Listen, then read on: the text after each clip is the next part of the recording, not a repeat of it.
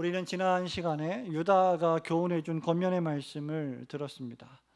그것은 첫 번째로 하나님께서 우리에게 단번에 주신 믿음의 도, 구원의 은혜를 확신하며 동시에 그 받은 은혜를, 그 믿음을 위해서 힘써 싸워야 한다는 것이었습니다. 그리고 둘째는 그 이유인데, 왜 우리가 하나님께서 우리에게 주신 믿음을 확신해야 하고 또 그 믿음을 위해서 힘써 싸워야 하는지, 그 이유를 역사 속에 하나님께서 그 은혜로 주신 이 구원을 도리어 방탕한 것으로 바꾸는 자들이 있었기 때문입니다. 하나님께서 이스라엘 백성들을 애굽에서 종살이 하던 데서 구원하여 주신 것을 생각하면서 그것에 쉽게 그 은혜에 빠져서 계속 그 은혜를 위하여 힘쓰지 않고 한번 구원받은 것에 쉬이 자신의 구원이 완성되었다고 생각하는 오류를 저지르는 사람들이 있었기 때문입니다. 이어서 유다는 오늘 이 본문의 말씀을 통해서 그러한 자들이 누구인지를 설명하기 시작합니다. 그리고 유다의 편지를 받는 성도들 역시 이렇게 하나님이 베푸신 은혜를 방탕한 것으로 바꾸는 자들이 어떤 사람들이었는지를 잘 알고 있었다고 말하고 있습니다. 그러나 한 번 알고 있다고 해서 다시 반복할 필요가 없다는 말은 결코 아닙니다. 유다는 그들이 다시 이것을 생각하기를 원했습니다. 5절에 보니까 너희가 본래 모든 사실을 알고 있지만 내가 너희로 다시 생각나게 하고자 하노라 라고 이 말씀을 시작하고 있습니다. 유다는 그들이 이것을 다시 생각해 보기를 원했습니다. 왜냐하면 우리 사람이란 존재는 망각의 존재이고 들은 것을 기억하지 못하는 존재이며 또 늘 말씀드리지만 우리가 읽고 듣고 생각한 것을 우리 마음대로, 우리의 원하는 대로, 우리의 편리대로 해석하기를 좋아하는 사람들이기 때문입니다. 뿐만 아니라 우리는 역사를 통해서 아무것도 배우지 않는다는 사실을 배우는 존재들이기 때문입니다. 그러므로 유다의 이런 권면은 매우 합당할 뿐만 아니라 타락한 인간에게 매우 필요한 일이었습니다. 그렇다면 유다가 다시 생각나고자 하는 그 일이 무엇이었을까?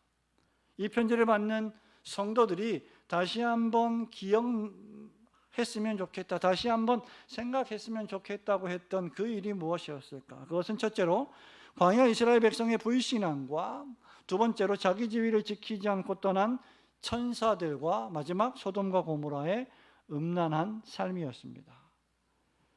이를 세 단어로 표현하자면 불순종과 교만과 음란이라고 할 수 있을 것입니다. 그리고 이 모든 일은 하나님께서 그들에게 베풀어 주신 은혜에 대한 불신앙 또는 은혜에 대한 배은, 망덕이라고 말할 수 있을 것입니다. 구원받은 성도가 가장 피해야 할 세 가지가 있다면 하나님께서 불러주신, 은혜로 불러주신 성도들이 피해야 할 가장 큰 세 가지가 있다면 바로 불순종과 교만과 음란일 것입니다. 유다는 구약 역사 속에서 벌어진 이 세 가지 사건을 예로 들면서 7절 마지막에 보면 그것들이 우리에게 거울이 되었노라고 말하고 있습니다. 거울이란 무엇입니까? 내 모습을 바라보는 것이죠. 비추는 것이고 그 결과 그 상징적인 의미를 따지자면 반성해 보는 것입니다. 역사의 거울을 보고 동일한 멸망과 형벌에 빠지지 않도록 이 편지를 받는 성도들이 각자 말씀으로 자신의 삶을 개혁해 나가는 것이 유다의 소망이었을 것입니다. 오늘 저녁에 그 세 가지 거울을 살펴보며 하나님 말씀이 주시는 교훈을 받고자 합니다. 오늘 아침부터 비가 계속 내리고 또 오후에는 한 2-3시간씩 폭우가 내렸는데 그 결과 우리 행신동 지역의 또 고양시의 많은 지역들이 침수되고 어려움을 겪고 있습니다. 노회 서기 목사님이 우리 노회 회원들 목사들에게 재난 문자를, 정부에서도 재난 문자가 오지만 노예 서기 목사님이 문자를 보냈는데, 혹시 이 폭우로 인해서 교회가 어려움을 당하거나 문제가 있다면 노예에 연락을 달라, 이런 문자가 올 정도였습니다. 저는 이렇게 비가 많이 와서 우리 바로 앞에 있는 건물 지하 주차장도 침수가 되고, 또 제가 살고 있는 아파트 지하 주차장도 침수가 되었다고 하는데, 이렇게 몇 시간 비가 와서 침수가 되는데, 이런 비가 이틀, 3일, 일주일, 한 달 계속 오면 어떻게 될까? 노아의 홍수 같지 않을까? 그런 생각을 했습니다. 자, 그런 날씨 속에서, 이렇게 역사 속에서 벌어진 이 세 가지 사건들을 통해서 우리가 어떻게 신앙생활을 해야 할까를 한번 살펴보는 것도 의미가 있다 생각이 듭니다. 첫 번째로, 하나님의 놀라운 구원에 대한 불신앙과 불순종을 버려야 할 것을 유다는 교훈하고 있습니다. 우리 5절 말씀 한 번 더 우리 읽어볼까요? 시작. 너희가 본래 모든 사실을 알고 있으나 내가 너희로 다시 생각나게 하고자 하노라. 주께서 백성을 애굽에서 구원하여 내시고 후에 믿지 아니하는 자들을 멸하셨으며. 아멘. 유다는 하나님께서 이스라엘 백성을 여러분 잘 아시는 것처럼 애굽에서 구원하여 내셨던 사건을 기억하라고 명령하고 있습니다.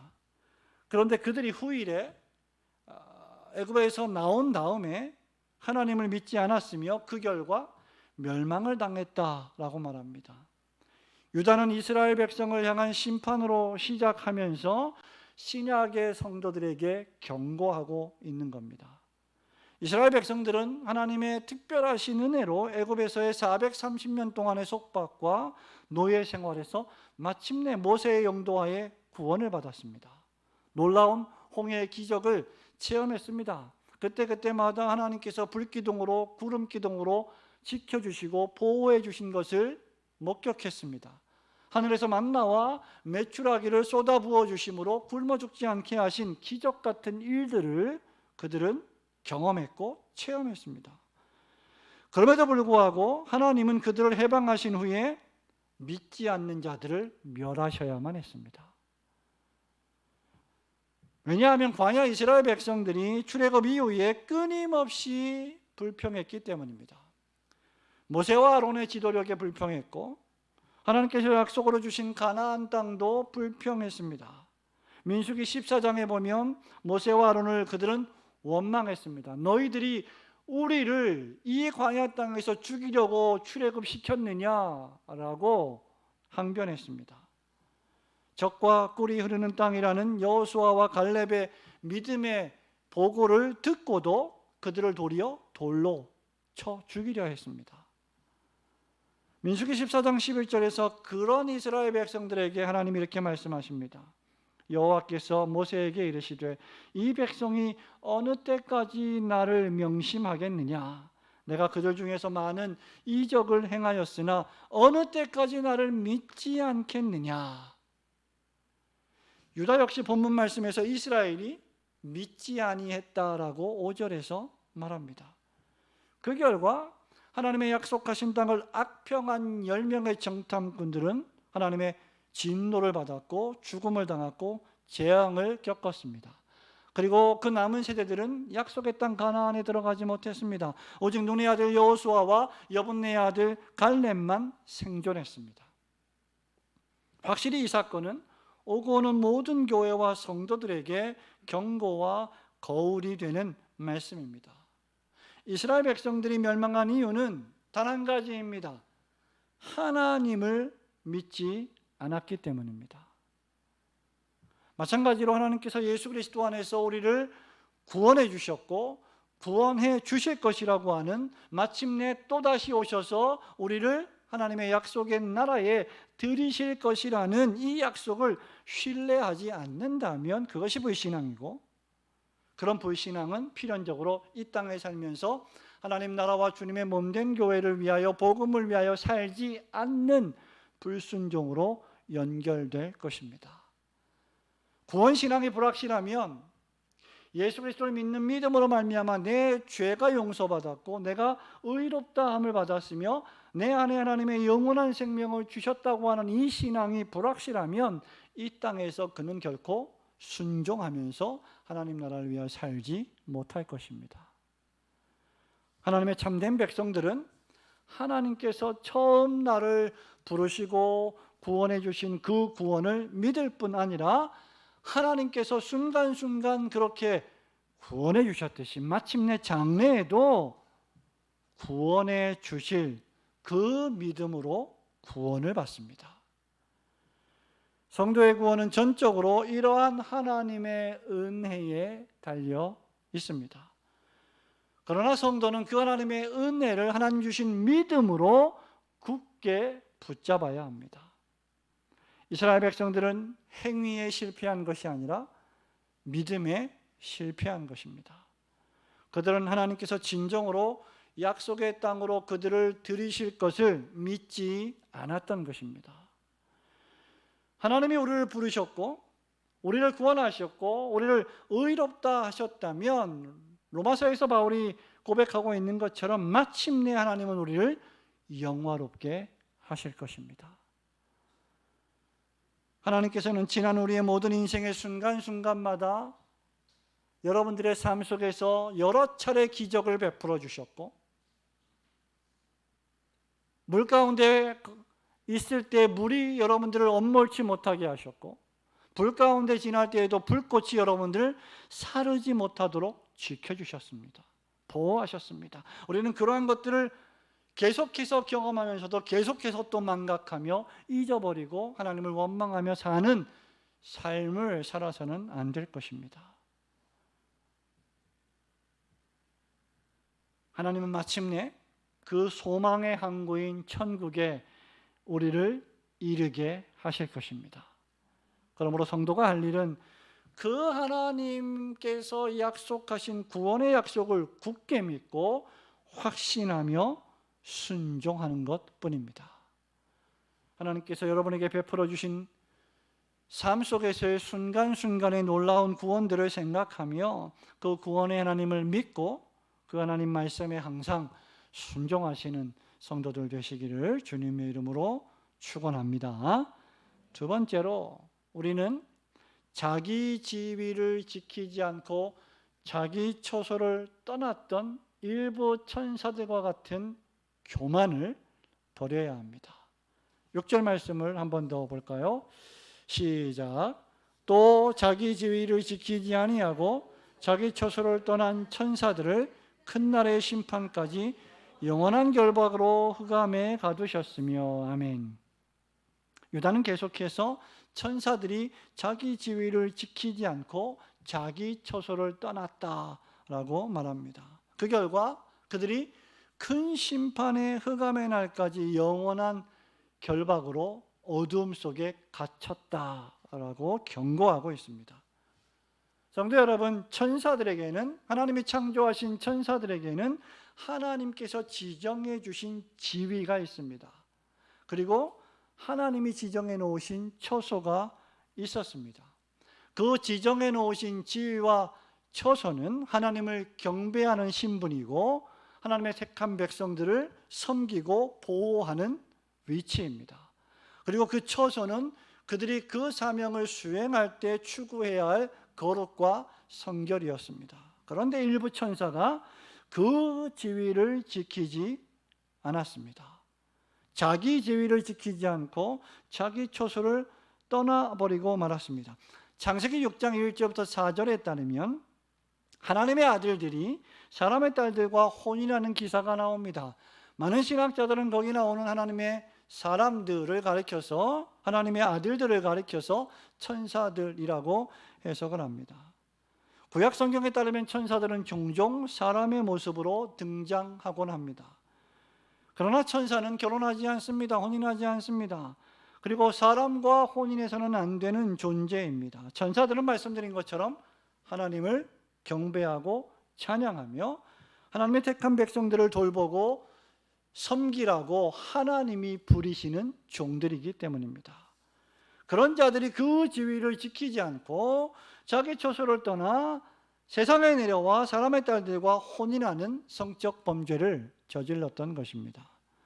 7절에도 보면 소돔과 고모라와 그 이웃 도시들도 그들과 같은 행동으로 음란하며 이렇게 기록한 것으로 보아 6절의 천사들의 죄는 음란한 죄였던 것으로 추정이 됩니다.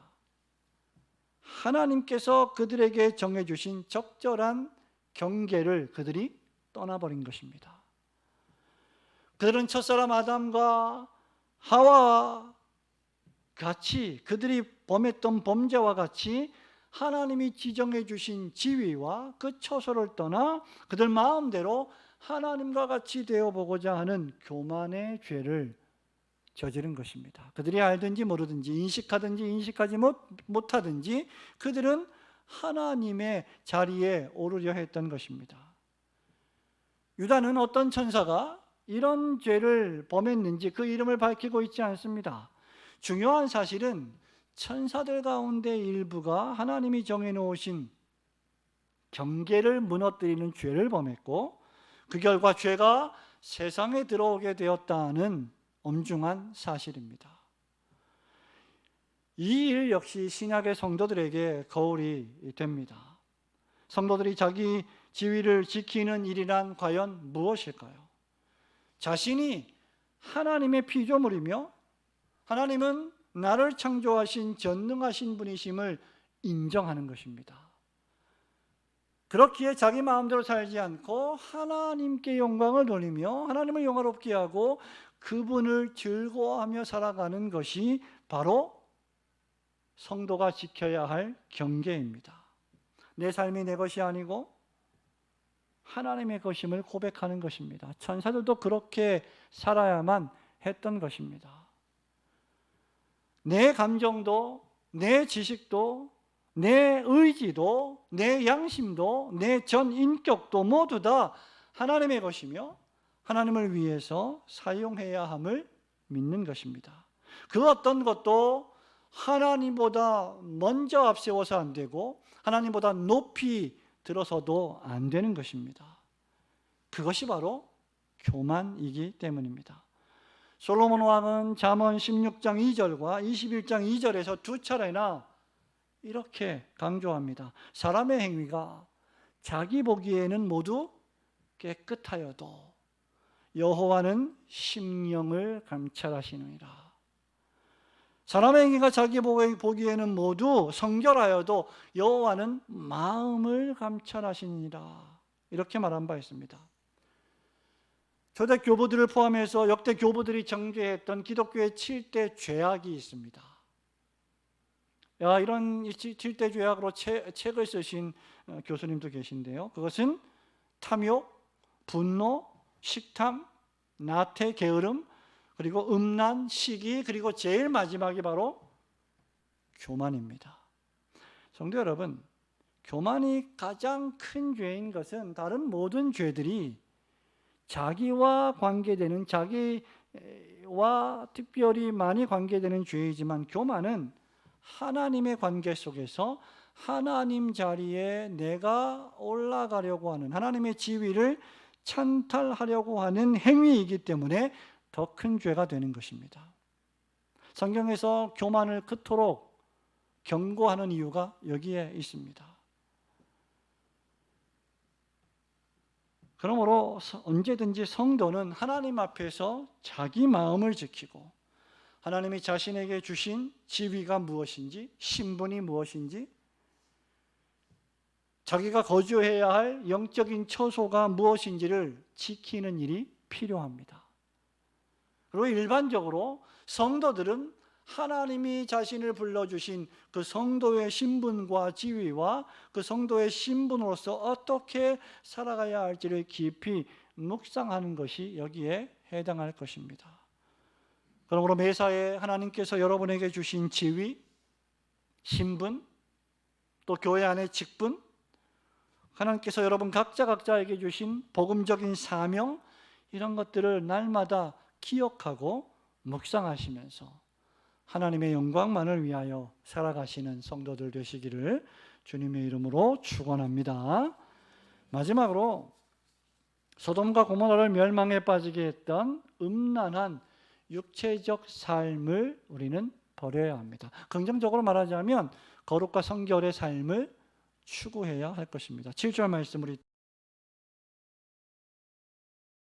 소돔과 고모라와 그 이웃 도시들도 그들과 같은 행동으로 음란하며 다른 육체를 따라가다가 영원한 불의 형벌을 받음으로 거울이 되었느니라. 아멘.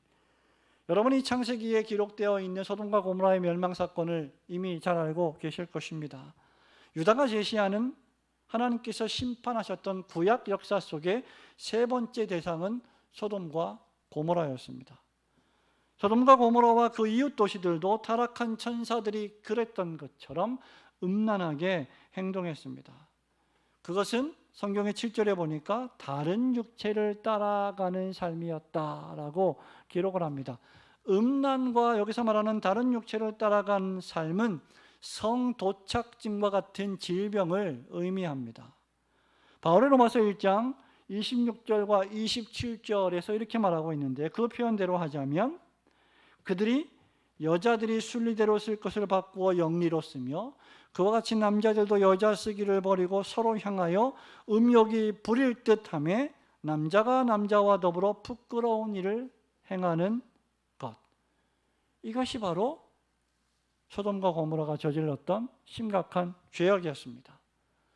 그래서 여러분, 구약 성경에서는 소돔과 고모라 같다라고 하면 성적으로 매우 부도덕하고 매우 타락한 도시나 사람을 가리키는 말이죠. 신약 성경에는 고린도와 같다, 고린도 사람들과 같다라고 하면 역시 동일한 의미를 지니는 것입니다. 창세기 19장에 보면 천사 둘이 롯의 집에 방문했습니다. 그러자 소돔 사람들이, 그 당시에 소돔에 있는 사람들이 천사들을 끌어내라고 협박하면서 우리가 그들과 상관하겠다라고 롯을 협박합니다. 여기 상관하겠다라고 하는 말은 성관계를 맺겠다는 뜻입니다. 그들은 지금 그들이 관계를 맺겠다고 하는 이 롯의 집에 찾아온 손님 둘이 천사라고 하는 사실을 모를 정도로 영적으로 매우 우둔했던 것입니다. 나아가 그들의 죄악은 이성과 동성을 가리지 않는 성적 타락에까지 나아갔습니다. 그들은 결국 여러분 잘 아시는 것처럼 하나님의 영원한 유황불못의 형벌을 받게 됩니다. 창세기 19장 24절과 25절은 그 심판의 참혹함이 어떠함을 이렇게 기록합니다. 여호와께서 하늘 곧 여호와께로부터 유황과 불을 소돔과 고모라에 비같이 내리사. 오늘같이 이렇게 폭우가 쏟아지는데 그 비가 아니라 유황불과 같이 그렇게 소돔과 고모라 도시에 쏟아졌다. 그 결과 그 모든 마을이, 그 도시가 다 불타서 매캐한 연기와 뽀얀 화산재 같은 먼지밖에 남은 것이 없었다라고 성경이 기록하고 있습니다. 그 성들과 온 들과 성에 거주하는 모든 백성과 땅에 난 것을 다 엎어 멸하셨더라. 여러분, 그런데 중요한 사실은 7절 마지막에 보면 그들이 형벌을 받음으로 거울이 되었느니라 이렇게 쓰고 있습니다. 이 역사적 사실이 구약시대에 6,000년 전에 5,000년 전에 벌어졌던 역사적 사건일 뿐만 아니라 그것이 우리에게 역사적으로 거울이 된다는 말입니다. 반성하고 비추어 볼 일이 된다는 말입니다. 그것은 무엇입니까? 음란한 삶은 결국 하나님을 기쁘시게 하지 못한다는 것이죠. 또한 복음의 영광을 가리우는 삶이며 복음에 합당하게 행하는 삶도 결코 아닙니다. 우리는 이 소돔과 고모라 사건을 단순히 육체적이며 성적 방종과 타락의 삶으로만 제한해서는 안 될 것입니다. 왜냐하면 신약에 오면 우리 예수님은 육체적인 간음뿐만 아니라 사람의 마음으로 음욕을 품어도 이미 간음한 자라고 그 윤리적 수준을 더욱더 확장시키셨기 때문입니다. 뿐만 아니라 구약과 신약 성경은 하나님 외에 다른 우상을 섬기는 삶을 영적 간음이라고 정죄하고 계십니다. 그렇다면 하나님이 우리를 당신의 영광을 위하여 창조하셨는데 그 하나님의 영광을 목적하지 않는 삶이야말로 음란한 삶입니다. 자신의 육체와 배만 위하는 삶도 역시 음란한 삶일 것입니다. 주님을 의지하지 않고 자기 만족과 자기 명예와 자기 영광만을 위하여 살아간다면 그런 삶이 음란한 삶이요, 자기 지위를 지키지 않고 하나님이 창조하신 자기 처소를 떠나는 삶이 될 것입니다. 바울이 로마서 13장 마지막 2절에서 이렇게 권면합니다. 낮에와 같이 단정히 행하고 방탕하거나 술 취하지 말며 음란하거나 호색하지 말며 다투거나 시기하지 말고 오직 주 예수 그리스도로 옷 입어 정욕을 위하여 육신의 일을 도모하지 말라. 여러분, 왜 이렇게 바울이 경고하고 권면할까요? 우리가 살아가는 이 세상의 문화의 일반적인 모습이 음란하기 때문입니다. 거룩하지 않기 때문입니다. 거룩과는 너무나 거리가 먼 문화가 우리의 도처에 있기 때문입니다. 그러므로 우리는 예수 그리스도로 옷 입고 믿음으로 자기를 지키는 삶이 필요합니다. 유다서 20절과 21절 말씀을 보십시오. 사랑하는 자들아, 너희는 너희의 지극히 거룩한 믿음 위에 자신을 어떻게 하라고요? 세우며 성령으로 기도하며 하나님의 사랑 안에서 자신을 지키며 영생에 이르도록 우리 주 예수 그리스도의 긍휼을 기다리라. 여기 어디에 수동적인 자세가 하나라도 있습니까? 그렇지 않습니다. 전부 능동적이고 적극적인 자세입니다. 자신을 세우며 기도하며 지키며 기다리는 삶, 그것이야말로 마지막 이 종말의 시대에 우리가 육신의 정욕이 아니라 그리스도를 위해 살아갈 삶의 자세입니다. 사랑하는 성도 여러분, 말씀을 맺습니다. 이 세 가지 역사적 사건의 공통점은 무엇일까요? 바로 사시고 참되신 창조주 하나님과 구원의 하나님에 대한 반역입니다. 하나님을 위하여 살지 않는 모든 종류의 삶은 반역적인 삶입니다. 왜냐하면 모든 피조물들은 하나님이 그분의 영광을 위하여 지으셨기 때문입니다.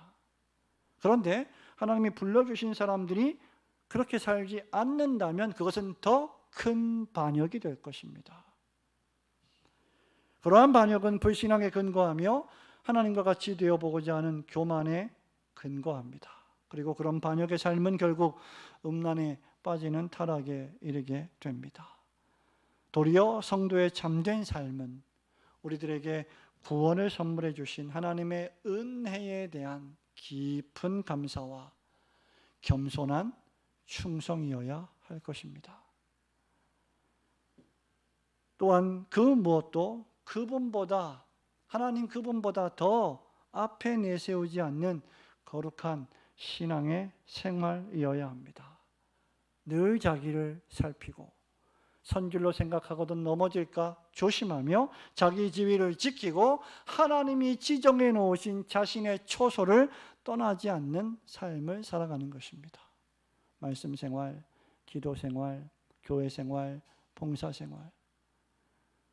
하나님께서는 우리에게 성도라고 하는 지상 최고의 사람이 받을 만한 영광 중에 가장 영광스러운 지위를 주셨습니다. 여러분이 세상에서 얻을 수 있는 그 어떤 지위보다 더 높고 더 깊고 더 넓은 고상한 신분입니다.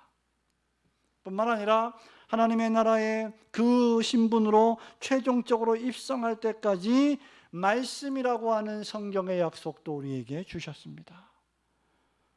또한 주님의 몸된 교회에서 봉사하며 충성하라는 성도의 처소도 주셨습니다.